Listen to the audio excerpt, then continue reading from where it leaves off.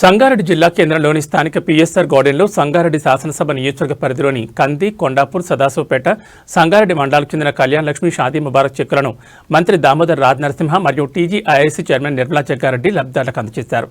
ఈ సందర్భంగా మొత్తం 2.54 కోట్ల విలువైన చెక్కులను 254 మంది లబ్ధిదారులకు అందజేశారు. ఈ సందర్భంగా మంత్రి మాట్లాడుతూ ప్రజలకు సామాజిక, ఆర్థిక, విద్య, వైద్య భద్రత కల్పించడం ప్రభుత్వ బాధ్యతని అన్నారు. ఆ దిశగా పేదల ఆరోగ్య భద్రత, వైద్య రక్షణకు ప్రభుత్వం అన్ని రకాల చర్యలు చేపడుతుందన్నారు. మహిళల ఉన్నతికి, మహిళా సాధికారతకు పెద్దపీట వేస్తూ పిల్లలకు నైపుణ్యాలు, ప్రమాణాలతో కూడిన విద్య అందించేందుకు అవసరమైన మౌలిక సదుపాయాలను ప్రభుత్వం కల్పిస్తుందన్నారు. వయోవృద్ధుల సంరక్షణకు ప్రభుత్వం ప్రత్యేక బాధ్యత తీసుకుని ప్రాణామం కార్యక్రమం ద్వారా వృద్ధుల డే కేర్ సెంటర్లను ఏర్పాటు చేసిందని మంత్రి వివరించారు. ఒకప్పుడు క్యాన్సర్ చికిత్స కోసం దూర ప్రాంతాలకు వెళ్లాల్సి వచ్చేదని, ప్రస్తుతం సంగారెడ్డి ప్రభుత్వ ఆసుపత్రిలోనే క్యాన్సర్ చికిత్సలు అందుబాటులో ఉన్నాయని తెలిపారు. టీజీఐఐసీ చైర్పర్సన్ నిర్మలా జగ్గారెడ్డి మాట్లాడుతూ అడగకుండానే ప్రజలకు ఏం కావాలో తెలుసుకుని అందించే ముఖ్యమంత్రి రేవంత్ రెడ్డి నాయకత్వంలో ప్రభుత్వం ప్రజలకు అన్ని విధాలా అండగా నిలుస్తోందన్నారు. ఇంటి స్థలం ఉన్నా లేకపోయినా ఎంఆర్ఓకు దరఖాస్తు చేసుకోవాలని సూచించారు. కొత్తగా ఎన్నికైన సర్పంచులు గ్రామాభివృద్ధికి పాటుపడుతూ ప్రజలకు మెరుగైన సేవలు అందించాలని సూచించారు. ఈ కార్యక్రమంలో అడిషనల్ కలెక్టర్ పాండు, జిల్లా గ్రంథాలయ chairman Anjaiah, RDO Rajender, Congress party నాయకులు చెర్యాల ఆంజనేయులు, తోపాజీ అనంతకిషన్, రామిరెడ్డి, ప్రభుగౌడ్, రఘుగౌడ్, రామచందర్ నాయక్తో పాటు డాక్టర్ మౌనిక, తహసీల్దార్లు, లబ్ధిదారులు, ప్రజాప్రతినిధులు తదితరులు పాల్గొన్నారు.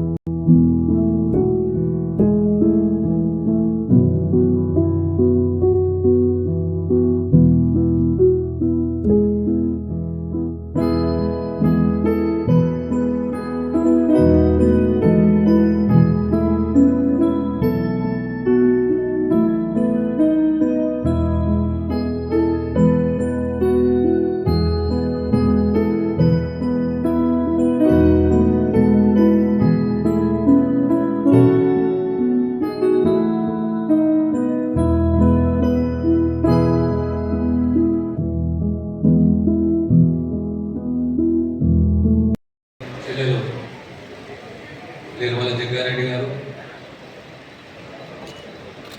వేదికలు అలంకరించిన మా కుల ప్రముఖులు, ఈనాటి కళ్యాణ లక్ష్మి షాదీ ముబారక్ ఆర్థిక సహాయం గురించి ఇచ్చేసిన లబ్ధిదారులందరూ కూడా నా హృదయపూర్వక నమస్కారాలు.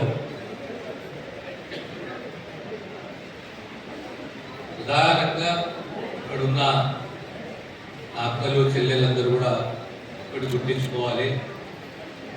ఈ ప్రభుత్వము మీ ప్రభుత్వము ప్రత్యేకంగా మహిళా సాధికారత, పిల్లల చదువులు, ప్రమాణాలతో కూడిన విద్య, ఈ పోటీ ప్రపంచంలో పిల్లలకు నైపుణ్యంతో కూడిన విద్య, స్కిల్ డెవలప్మెంట్ అంటాం. భాష మీద పట్టు, నైపుణ్యము, పిల్లలే మన ఆస్తి, పిల్లలు ఎదగాలి, సమాజంలో బాధ్యతతోటి బ్రతకాలి. అదే రకంగా వైద్యము, పేద కుటుంబం యొక్క వైద్య రక్షణ కానీ వైద్య సేవలే కానీ ఆ బాధ్యత ప్రభుత్వానిది. దాంతో సహా మహిళా సాధికారత, గతంలో ఎన్నడూ లేని విధంగా మహిళలకు ఆర్టీసీ బస్సులే కానీ, మహిళా శక్తి క్యాంటీన్లే కానీ, చిరు వ్యాపారులే కానీ, పెట్రోల్ బంకులే కానీ గతంలో లేని విధంగా మళ్ళీ ఆనాడు రాజశేఖర రెడ్డి గారు మొదలుపెట్టిన పావులా వడ్డీ రుణాలు, తర్వాత 2013లో వడ్డీ లేని రుణాలు, మళ్ళీ సంఘాలను బలోపేతం చేయాలని చెప్పి ఆ వడ్డీ లేని రుణాలు మళ్ళీ తిరగడం అందిస్తున్నాము. జిల్లాకు సంబంధించి సుమారు 2,50,00,000 వడ్డీ లేని, అంటే వడ్డీకి సంబంధించిన రుణానికి సంబంధించిన వడ్డీని కూడా మీకు అందిస్తున్నాము. దాంతో సహా కళ్యాణ లక్ష్మి, షాదీ ముబారక్, ఇవన్నీ సామాజికంగా, ఆర్థికంగా, విద్యాపరంగా, వైద్య సేవలు, ఇవన్నీ కూడా ప్రభుత్వ బాధ్యత. పేద కుటుంబాన్ని కాపాడుకుని ముందుకు పోయే బాధ్యత ప్రభుత్వానికి. ఈ మధ్య మీరు చూసిండొచ్చు, ఒక కొత్త కార్యక్రమాన్ని చేపట్టాం, బాల భరోసా అని చెప్పేసి.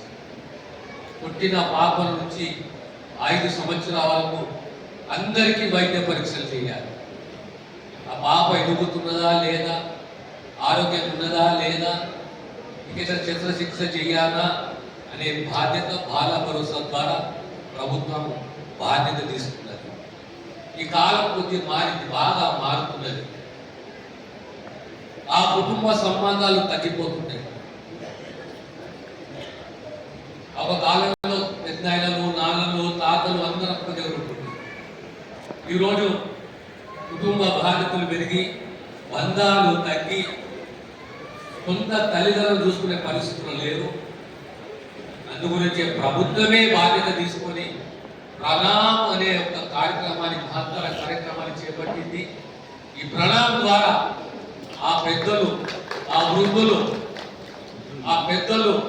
వృద్ధులు వాళ్ళని కాపాడుకోవాలి, వారికి పౌష్టికాహారం కల్పించాలి, వాళ్ళని మిగతా శేష జీవితము వాళ్ళు ప్రశాంతంగా గడిపే రకంగా ప్రభుత్వమే స్వతహాగా బాధ్యత తీసుకుంది.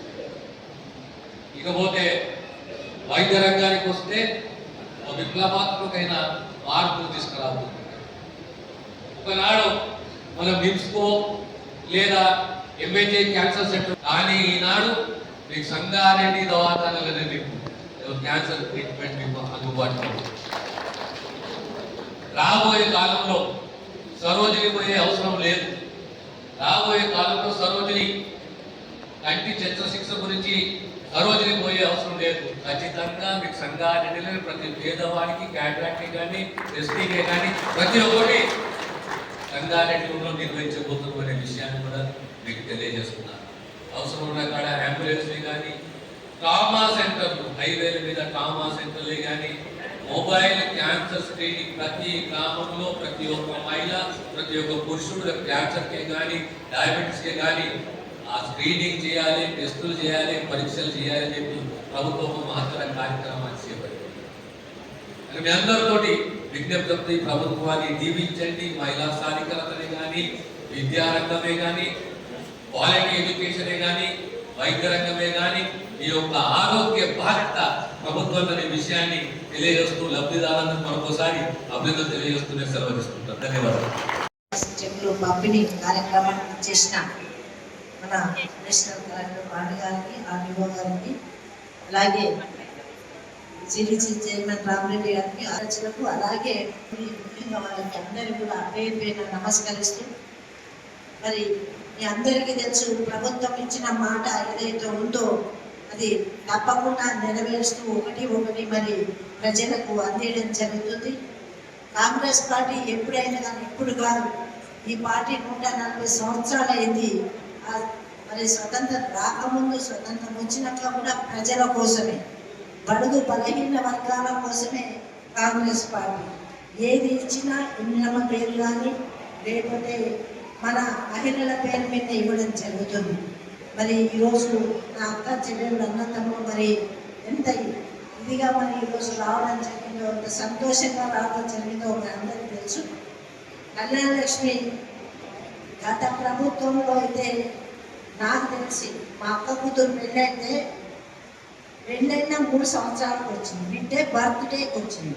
కానీ ఇప్పుడు మాత్రం అవి ఎప్పుడు వస్తున్నాయి, ఇప్పుడు అంతేనా 6 నెలలకి. మరి ఇప్పటికే మరి మన కాన్స్టిట్యున్సీలోనే ఈరోజు అయితే 272 చెక్కులు మరి రావడం జరిగింది. పెద్ద ఎత్తున మరి సదాశివపేట మండలికి మరి చాలా ఎక్కువ రావడం జరిగింది. అంటే ఎట్లా పెట్టుకుంటే అట్లా తప్పకుండా మీకు అందించడం జరుగుతుంది. ఎక్కడ ఇబ్బంది లేకుండా, ఎవరిని ప్రమేయం లేకుండానే మీకు చెక్కుల ద్వారా ఇవ్వడం జరుగుతుంది.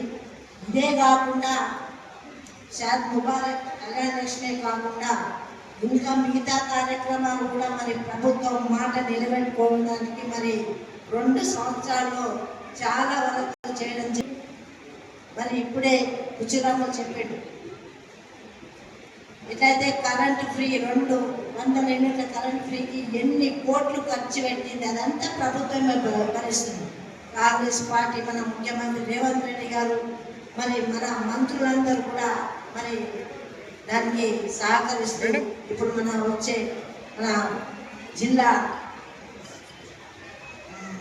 ముఖ్యులైన దామోదర్ రాజనరసింహ గారు కూడా మరి క్యాబినెట్లో ప్రతి ఒక్కరు కూడా కృషి చేస్తూ ప్రజలకు మరి చేయూతనివ్వడం జరుగుతుంది. అంతేకాదు ఈ మధ్యలో